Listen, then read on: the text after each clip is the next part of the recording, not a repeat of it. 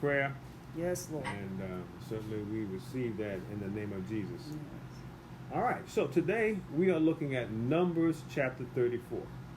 Now, what are we looking at here? All right, where are we?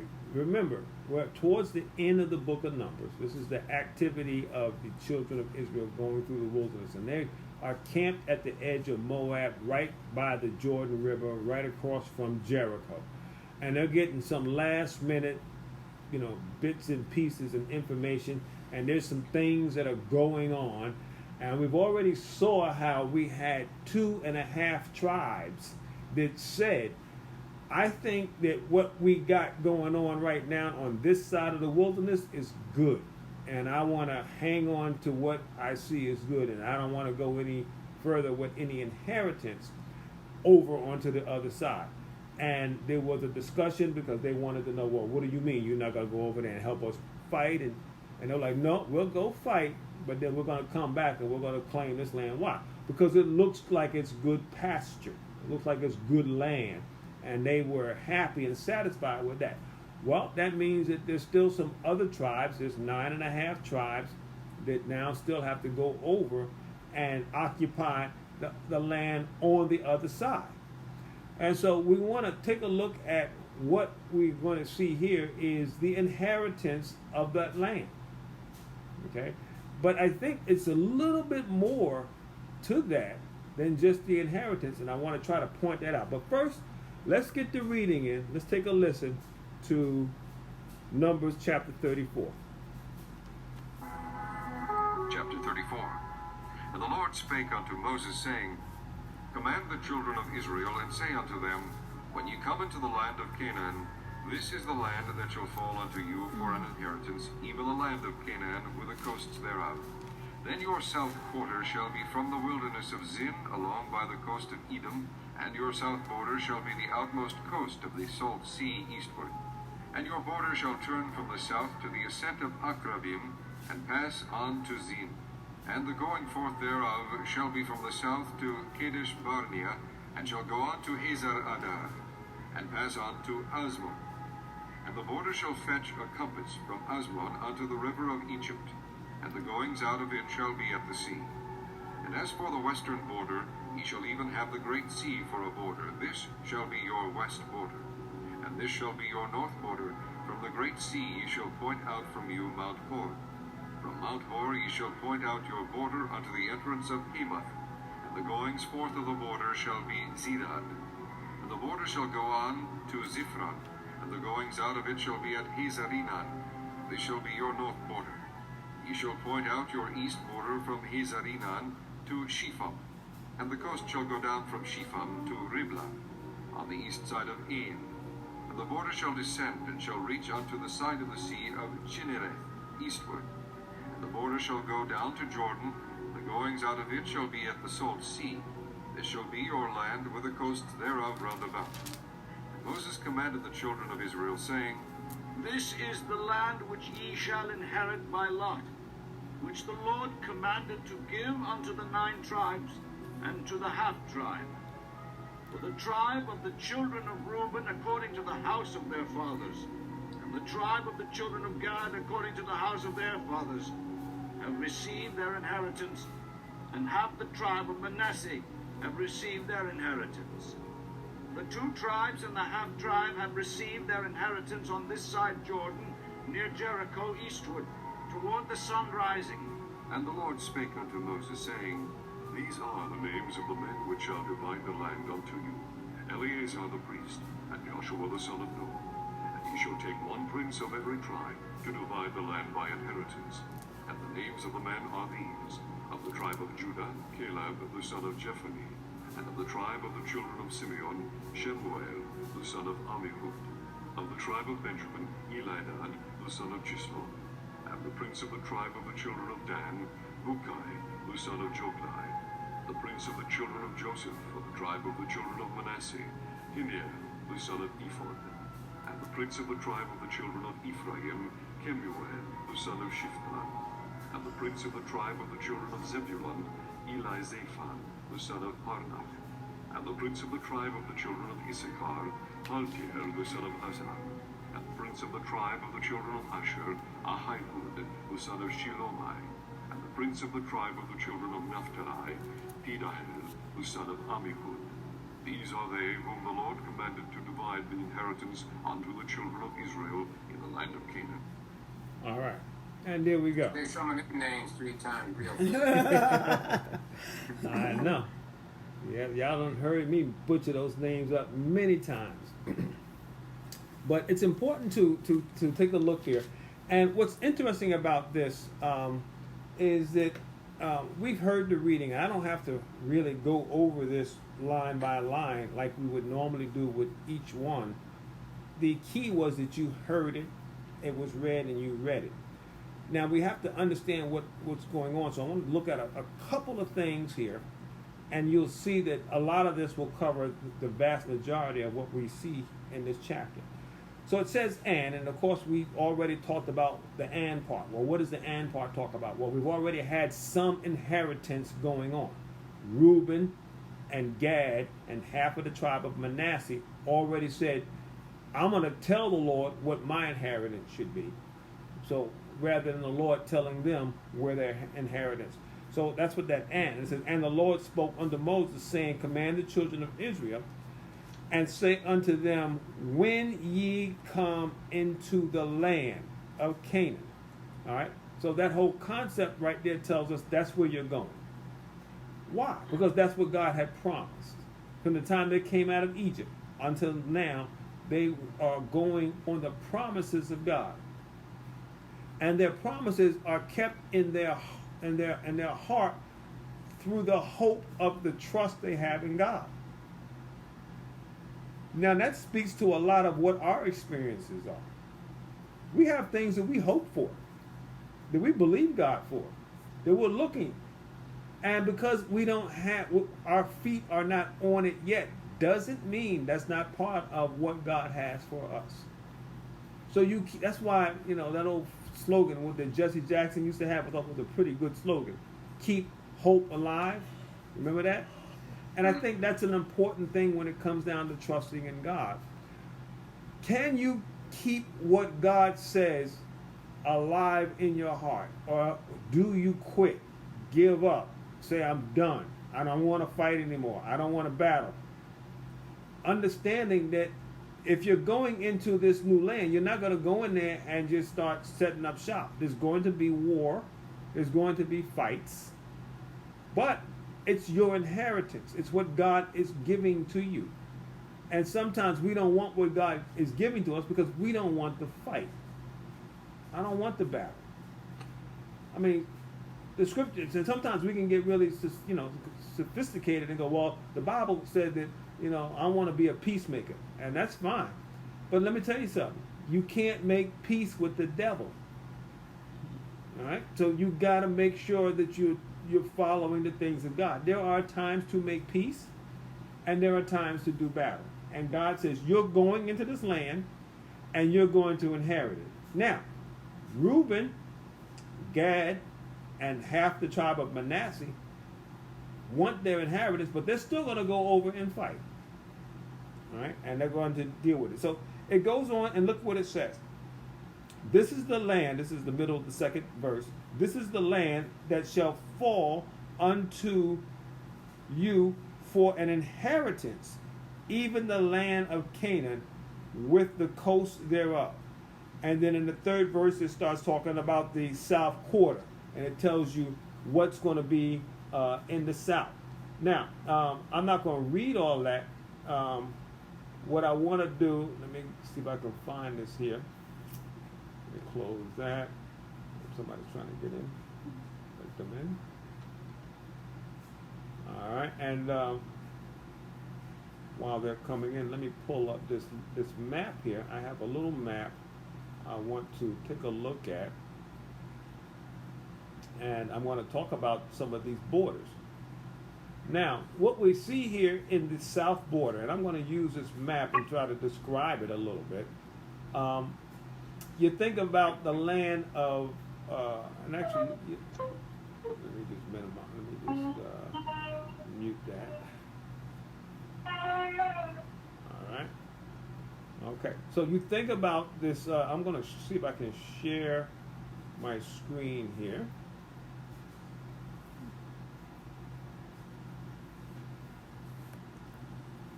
You might be able to see that, those that are. All right, so you might be able to see this now. Can y'all see that? Yeah. All right. So this is the land, and as you can see, let's start first, and you see the area here. This is the Jordan River. Can you see my cursor moving? Mm-hmm. Okay. This is the Jordan River right here. And if you look at the other side here, you see that Reuben, Gad, and Manasseh, they're on that right side of the Jordan River from this picture here. And so that's the inheritance that they want. And you can see down towards the bottom of this, the land of Moab, where they were battling when they came up this way, and now they're coming up this way towards the Jordan River, and that's where they're going to cross. All right, and if you look at this, they got some decent sized land. Yeah. But the land is what? It's on the what side? It's on the side that is not part of the promised land. It's the land that or God allowed them to have. And if you look at Manasseh, that's just a half tribe. But look at how much land they got. And look at Gad in the middle, and then look at Reuben. Now, Reuben was initially the firstborn. But as you can see, Reuben is not getting the lion's share of the land. If you look at the two tribes of Manasseh, the half tribe that stayed on the wilderness side of Jordan, and then the other side that went over to the promised land, Manasseh has quite a bit of land. Okay, so you got part of it on one side and then another part of it on the other side. Then you go down to the south where you see Judah and Simeon. Simeon is almost encapsulated by Judah. Judah has the bulk of the south, and most of the north is the remaining part of Israel. We'll find out that when Israel divides after King Solomon, that's going to be the dividing line right there. All right, that basically Judah is going to become its own nation, and the remaining part of the part to the north will be the rest of Israel. All right, but we haven't got to that yet. So, bruh, so you saying up here where Ephraim is at, that's going to be a part of Jerusalem? That's going to be that's going to be part of Israel. Israel. Yeah. All right, Okay. and so once they divide, but right now all of this is Israel. Right now, all of it, but there's going to be a division, but we haven't got there yet. I'm just giving you a little precursor, and you can see now the land of Benjamin, which is very small. All right, you can see Dan, that doesn't have that much land as well, and Dan will be one of the tribes that become involved in idol worship. Dan and Ephraim are going to be part of the problem with the idolatry that we will find.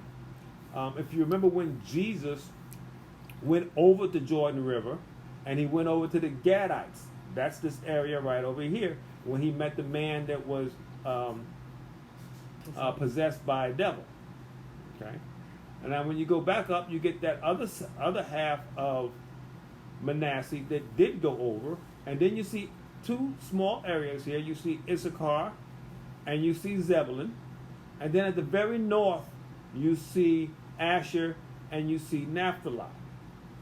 Okay, and so this was the area in which God had promised. Now, this is the beginning of the land. When they get into the land, God's going to tell them to conquer other areas. So you see all the way up at the north here, you see the Hittites. All right, and then you come all the way down to the south, and you see the Edomites, and then you look over to the south west, and you see Philistine, and that's where all of the Philistines will be dealing with. And so when you go into the book of Judges, and you see the story of Samson, and Samson was from the tribe of Dan, which you see here, And you can see how Dan is right next to the Philistines, and that's why they had that big battle and all of that going on, because the Philistines came in and tried to take over. And so a lot of this is kind of interesting when you see some of the structure of the map, and you can see how they are divided and how they have their land. Now, with that being said, I want to go, and we saw that in the 3rd verse it talks about the south quarter. In the 6th verse it talks about the western borders. In the 7th verse it talks about the northern borders. And in the 9th and 10th verse it talks about the eastern borders. All right, and it talks about all that they have. Okay, I'm going to stop our sharing here, and now we're going to get into this concept of these borders, because I think it's important that we understand this. So, if we go now down to verse 13, look what it says. And Moses commanded the children of Israel, saying, This is the land which ye shall inherit by lot, which the Lord commanded to give unto the 9 tribes and the half tribe. All right, and then it goes on and talks about how the tribe of Reuben and the tribe of Gad and half the tribe of Manasseh are already on the other side. Okay, but look at this statement here. I'm going to read it again. And Moses commanded the children of Israel, and this was a commandment that came from who? From the Lord, saying, This is the land which ye shall inherit by lot, which the Lord commanded to give unto the 9 tribes. So right off the bat, I want to say it's the Lord. Now, when you think about that lot, that place where you belong, there's some things you can pull from that, and that's what I think is the beauty of this chapter. Number one, if you look at that map, and you remember you were looking at that, and you saw where Ephraim was, and you saw where Dan was, and you saw where Benjamin and Judah was. Well, suppose Ephraim says, I don't want to go with Ephraim. I want to go hang out. I want my lot to be where Benjamin is. Well, now what happens? You're crossing out of your given lot into somebody else's lot, right? So, what do we pull from this? We pull from this that there are boundaries. There are areas that you are to operate in, and you're not to go into somebody else's lot. That's not something that we a lot of times think about. We often think about, well, I'm going to do everything that I can do, and I want to make sure that everything I do is incorporating everything that God has for all people, and we forget oftentimes that God has given us an area, a lot, a boundary, and that's your boundary. That's where you're supposed to operate in. That's where you're supposed to be.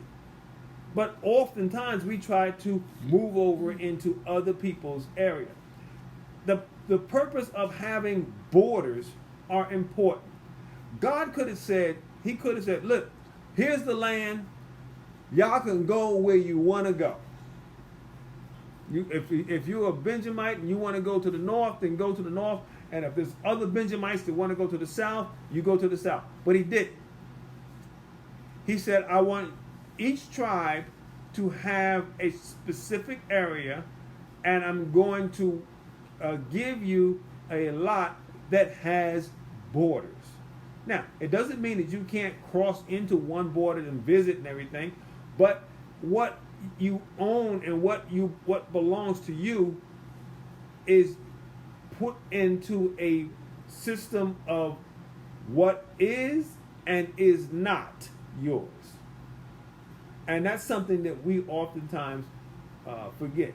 There are certain things that God has for you that you're going to get, and it is for you. But there are other things that God has for somebody else that is not for you. And borders are important. And oftentimes we forget about it. Now, we get to the point that where if you want to truly say, okay, well, does this idea of separation, one thing from another, we're going to separate the tribe of Benjamin from the tribe of Judah and have them, is it anything that we see consistent in Scripture? Yes. We see that all the time. Even in the very beginning, when God said, let us create, and he made what? He made trees and plants, each one after their own what? Kind. So that means this kind is different than that kind. And he made the plants and the trees as a separate creation. Then he made the insects and the creeping things after their kind. There were differences in which ones they were. Then he made the beasts of the field and the fowls of the air. He made each one what? After their kind. All right? And he told them to go and to multiply. Now, here's the thing about the aspect of multiplying. You could only multiply in your what? In your kind. So you could only have those that were of cattle, and the bulls and different ones. They could multiply, but they only could multiply with other cattle and with other bulls. You couldn't have the bulls multiplying with an ostrich. Why? Because there's a boundary there. There's a border. You're supposed to stick with your what? Your kind. And don't try to maneuver into another kind. Well, we go back into Genesis and go into chapter 6, and we see another separation where man was created, but then the angels of heaven looked upon man and saw the women of men, that they were what? That they were beautiful, and came down and mingled with them and had children through the women of men. They brought the angelic kind, mixed it with the human kind, and it produced what? Giants. Or just this aberration of humanity that was not part of the original situation. So the very subtle and sometimes often overlooked concept of understanding that God requires and often orchestrates and outlines borders of what you should and should not do. You say, well, show me some more borders. Well, there were some borders when God decided to give a dietary guidance to the children of Israel. He said certain animals were what? Clean, and other animals were unclean. He once again put down some boundaries. He put down some borders. He decided this is one. If you don't treat the clean like you're supposed to treat like the unclean.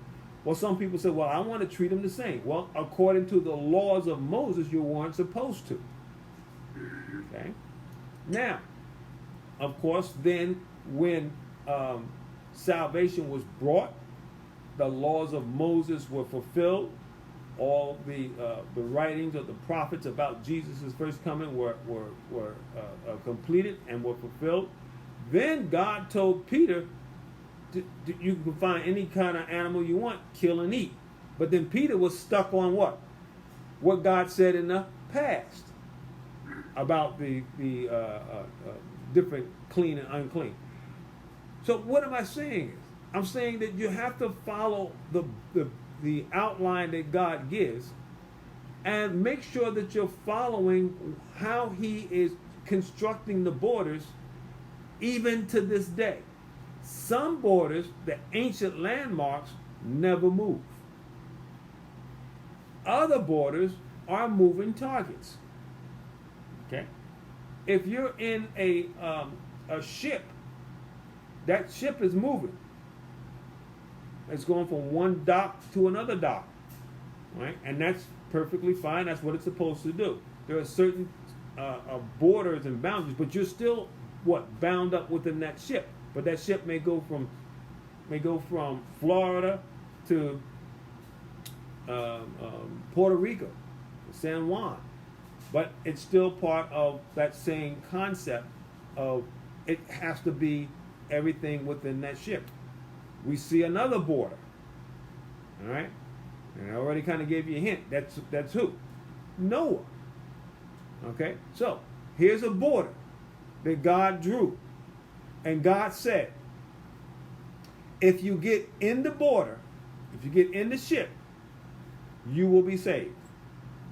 If you go out of the ship, you won't be saved. Now, how thick was the entrance to the, I don't know, maybe a foot thick, maybe 6 inches. I don't know how thick it is. But you got, a foot or 6 inches that can separate whether you live or die. Depending on what side of that wall of that ark you decide to be on. And there are a lot of people that get real close to salvation and will still die. Why? Because they haven't crossed the border. All right. So then we go into the spiritual concepts about this. What about the borders of knowing the Lord? Well, the Lord talked about that as well. He said that when they were questioning him in the trial, and they wanted to know, are you the Christ or not? And he said, I have told you. And then he told them, he said, I am the way, I am the truth, and I am the life. So what that meant was that he is also a border. If you are close to Christ, but not in him, you're still lost. So you have to make sure that you're in the right part of the boundary. Where's the boundary? The boundary is Jesus. And if you don't cross from death unto life, and who gives life? Jesus. Then you're on the wrong side of the border. And so you look at this, and that's why I said this is a very simplistic chapter. It doesn't really talk about much other than, the lines and the borders around the various tribes when they come into the land. But the concept of making sure that we have two things: understanding your inheritance. What God has for you is yours. Now, Reuben, Gad, and half the tribe of Manasseh told God, I don't want it, I'll do it myself. Can you forfeit? You certainly can. And yet they were still working for God. They were still going in fighting the enemy, but didn't get all of the blessings. And that's a concept about staying in the wilderness. There are a lot of people that have a relationship with God, and they are saved, and God is their God. But they refuse to come out of the wilderness. They won't cross the border. They won't cross the Jordan. I'm going to stay on this side of the land and have my inheritance here. And that means that your total existence will be in wilderness. Why? Because according to your own eyes, it seems to be good. Rather than not trusting in what? Sight, and trust in and have what? Faith in God, and go on across the Jordan, go into this land, understand that it may not look like how things look right now, but it's still what God is offering. So the willingness to go to the border that God calls you to takes faith. Because a lot of times we want to stay on the side where we see things and we're comfortable. And I'm like, you know what? I don't see nothing wrong with this. And there may not be anything wrong with that other than the fact that God said, I want you on the other side of the border. And so then we have to have that conversation within ourselves. How is my relationship with God? What am I doing? Am I looking for comfortable lands and places where things can be, or am I trusting God and just going to where He's leading me and take on the inheritance that He gives me? Now, When I get the inheritance, I then need to understand what my borders are within it. What can I do with this?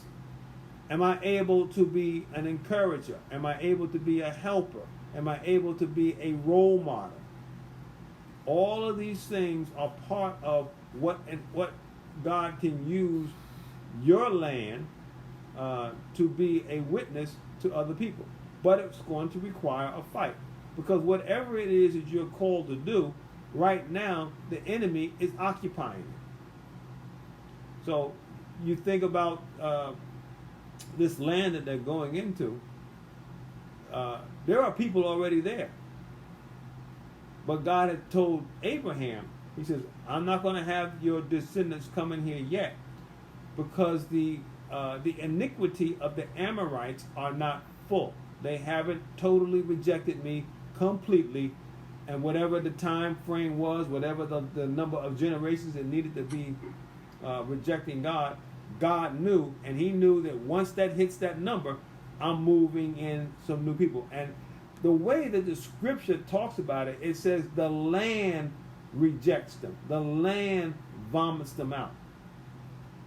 And I find that kind of interesting, and I think about even today, and how certain things that we have as modern people, and what we're doing, and how the land is rejecting us.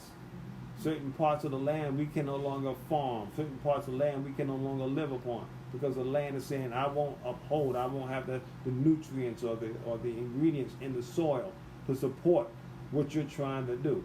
We got land sinkholes and different things that happen all over the planet that shows that the land can reject individuals.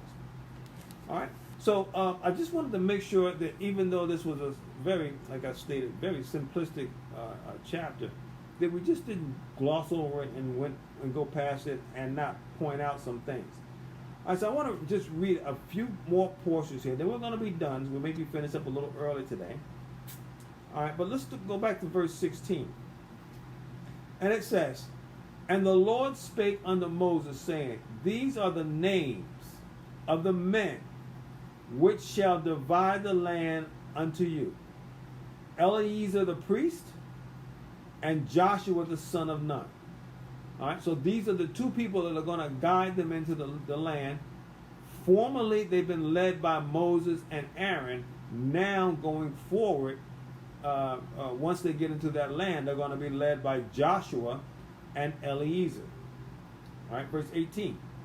And ye shall take one prince of every tribe to divide the land by inheritance. In other words, so don't just, have this thing, well, one person said this, one, no. We're going to do this together, and we're all going to agree. So when you looked at that land, and you saw, well, my goodness, look at how big the land was for Judah, and look at how big the land was for that half tribe of Manasseh. Well, the tribe of Benjamin couldn't say anything. The tribe of Issachar and Zebulun that had very small lots, what are you going to say? Well, I want bigger lots. Well, wait a minute. That's what God gave you. All right? And so a lot of times we don't want the concept of, I think I should have something more. And I talked about that before when I talked about how God can give you things, and after you recognize what God gives you, you can still be frustrated because you see that God gave somebody else more. And that's a very bad character that we have as human beings. Jesus pointed that out when he gave the parable of the idle workers, and he said there were people idle in the day, and he hired them to go in and work in the field. And then he said at midday he went in and saw other people idle and told them to go work in the field, and I'll pay you. And then at the end of the day, with only an hour left, he saw more idle people and told them to go in and work. Well, when it came time to pay, he paid the people that came for only an hour and paid them first, and paid them the same amount that he had promised the people that had worked all day. And then, so the people that worked all day were like, oh, well, we're definitely going to get more. Because that's how we look at fairness. We think, well, there's no way this guy is going to give us the same amount he gave them. They only worked 1 hour. And we worked all day through the heat. And that's what they said when they came down, when they got their pay. He said, how can you pay us the same thing? And Jesus said, are you going to be mad with me because I'm generous? I gave you what you agreed to. The fact that I gave somebody else more because I just wanted to be generous to them, are you going to be upset and mad? You got what you agreed to. I agreed to pay you and you were happy to do it. But now you're upset because I gave somebody else more. I gave them the same amount of money for less work. And you're upset with me because I was kind to them. And so the concept of fairness from man's standpoint, we have to be careful. Because when God starts giving out inheritance and when he starts showing up the borders, a lot of times we think, well, I should have what this guy's got. What I got is just as important as this guy. No. If you're Zebulun, if you're Issachar, you're going to have a small area. Don't get mad with Manasseh. Don't get mad with Judah. Don't get mad with the rest of the other tribes that have greater land. Why? Because that's the land God gave you. All right? And Jesus also gave the other illustration when he said, to some people he gave 10 talents, another he gave 5, and to another he gave 1. All right? So all of those concepts help us to understand that once again, that border, that boundary of what God's given you. Well, God's given this person 10, I need to have 10 too. No, you need to have what's yours. And you may have just 5. And when the guy that had 1 said, well, I didn't do anything with the talent you gave me, I buried it. And when that person was chastised, Jesus said that the master said, take that 1 talent and give it to him that has 10. And the people said, well, why would you give the person that take it from the guy that has 1 and give it to the guy that has 10? He already has 10. And then Jesus said, to him that have shall be given more, and to him that doesn't have will be taken away from him, even that which he does have. And what does that say to us? It says that if you are in the Lord, you will always have what God has for you. But if you don't walk in God, no matter what you have, that still will be taken away. Why? Because you're dwelling in a land that is occupied by the thief, by the robber, the one that goes about seeking whom he may devour. He is a thief and a robber. Who was that? And that's Satan. So it's important for us to recognize these borders. All right, and in the verse 19, and that's the only one I'm going to read with the names, and there's only to go through all of those. It says, and the names of these are the leaders of each tribe. Of the tribe of Judah, it was Caleb. And I like Caleb. We're going to see Caleb some more. Caleb is a very interesting character. Caleb, the son of Jephunneh. And if you remember, him and Joshua were the 2 witnesses that came back with the positive report way back when they first entered into the land. All right? And then it goes on and talks about, Simeon and Benjamin and Dan and Manasseh and Ephraim and Zebulun and all the various tribes, Issachar, Asher, and Naphtali. It finishes up in the 28th verse.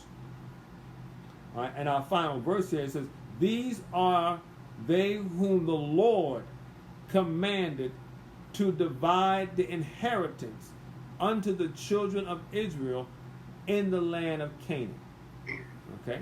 So, that last verse, once again, capsulizes what we've already said. This was the Lord's commandment. So once again, Zebulun, don't get mad because you have a smaller spot than Naphtali. Don't get upset because you're not by the water. All right? Maybe Naphtali might want to get upset because, well, we're by the Jordan, but we want to be by the Mediterranean Sea. Well, no, that's where Asher is going to be. All right? Dan was by the Mediterranean Sea, but Dan was small. All right? So they can't get upset. And Dan also has another border, and their border is the Philistines. Maybe they don't, or we don't want to be bordered by the Philistines. Well, Judah's bordered by the Philistines too. All right. So all of these things that come into to play when we examine what God has given us, and we can get frustrated and upset. Now, we're going to close with this. What borders do you have? All right. I think about when I was in school. There were certain borders that were very obvious with me. Certain things I just didn't pick up on.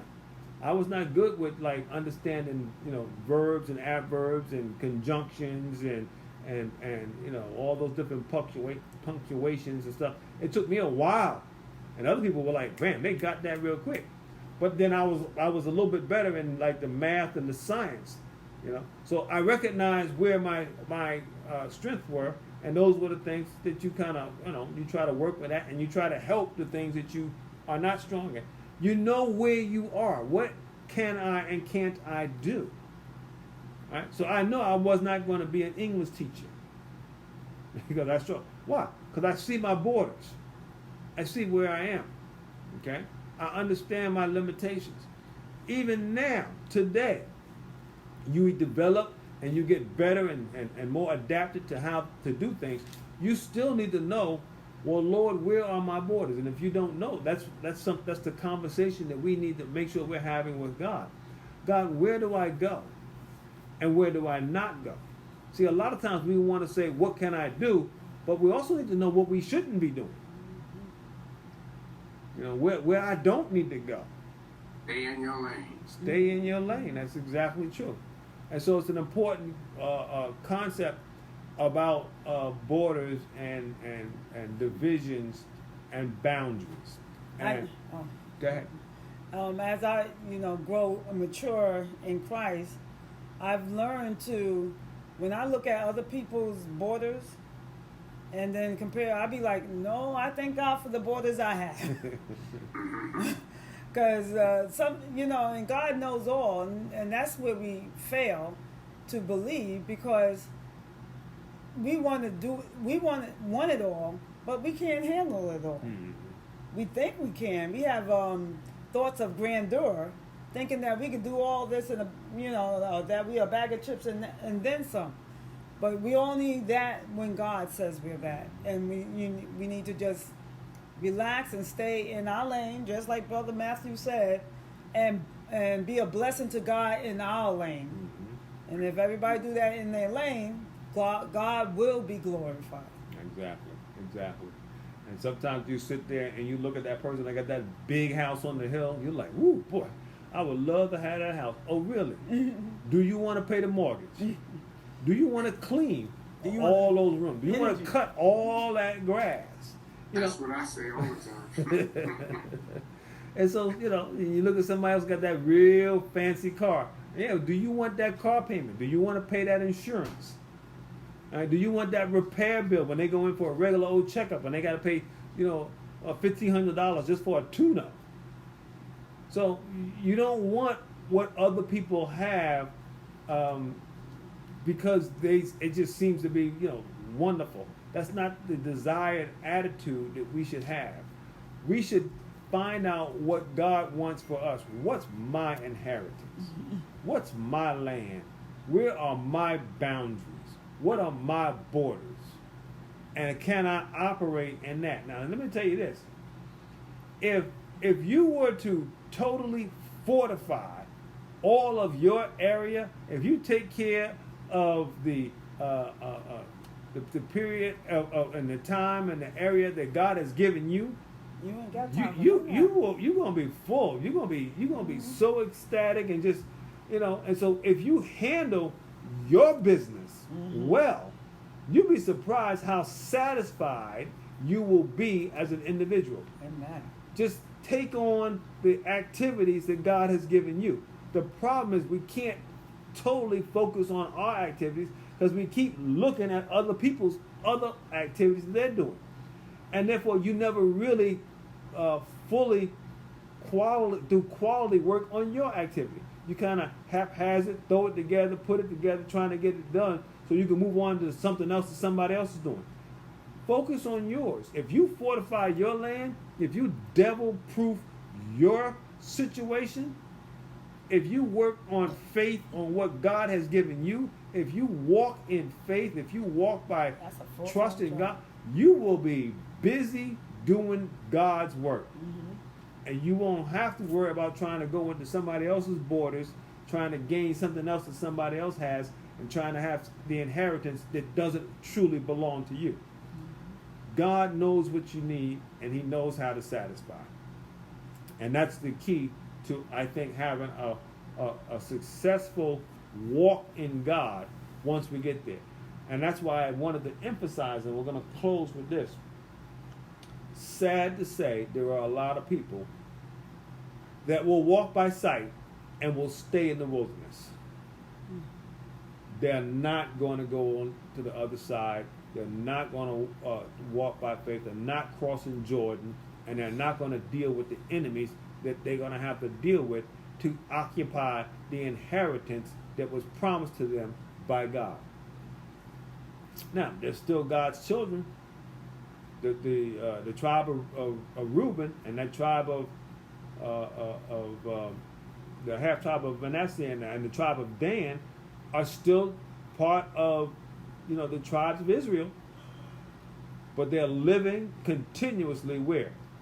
In the wilderness, and not going over and crossing into the borders where God has said, this is what I promise, this is what I'm going to give, and here is your true inheritance. And so our challenge from this very simple chapter is, do you have the courage to do what God has called you to do, where he's called you to do it? And will you be satisfied, or do you want somebody else's stuff? Right? And that's the question we have to ask. All right, so we're going to stop there. Any other comments or questions on what we talked about?